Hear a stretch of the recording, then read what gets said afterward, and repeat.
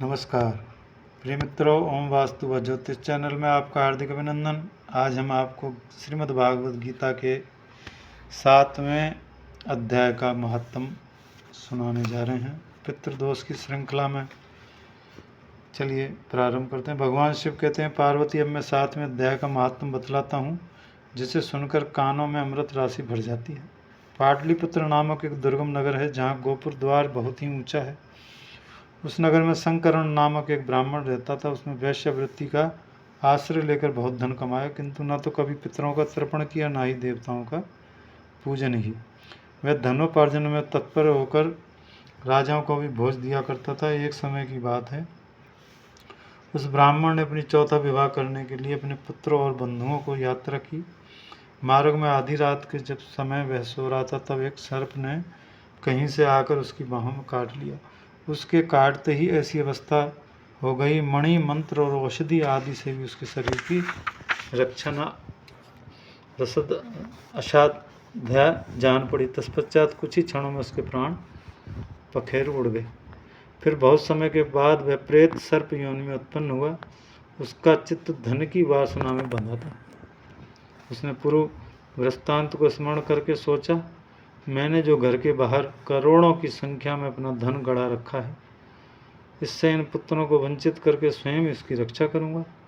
एक दिन सांप की योनि से पीड़ित होकर पिता ने स्वयं सपने में अपने पुत्रों को समक्ष आकर अपना मनोरथ बतलाया। तब उसके निरंकुश पुत्रों ने सवेरे उठकर बड़े विस्मय के साथ एक दूसरे से स्वप्न की बात कही। उसमें से मझला पुत्र कुदाल हाथ में लिए घर से निकला और वहाँ उसने पिता सर्प योनि धारण करके रहते से उस स्थान पर गया।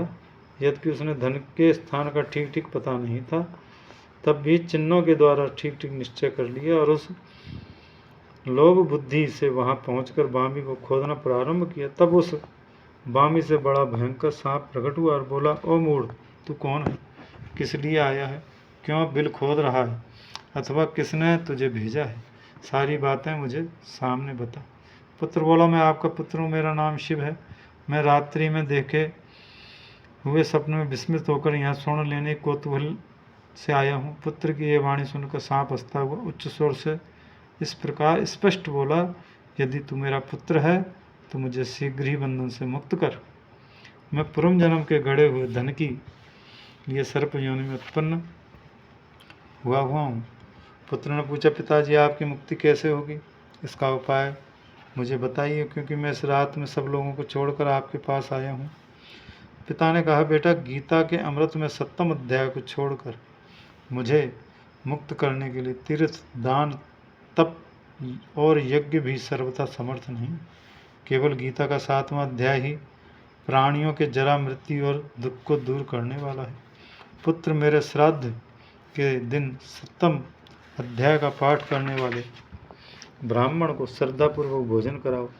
इसमें निसंदेह मेरी मुक्ति हो जाएगी। बस अपनी शक्ति के अनुसार पूर्ण श्रद्धा के साथ वेद विधान प्रवीण और ब्राह्मणों को भोजन कराओ।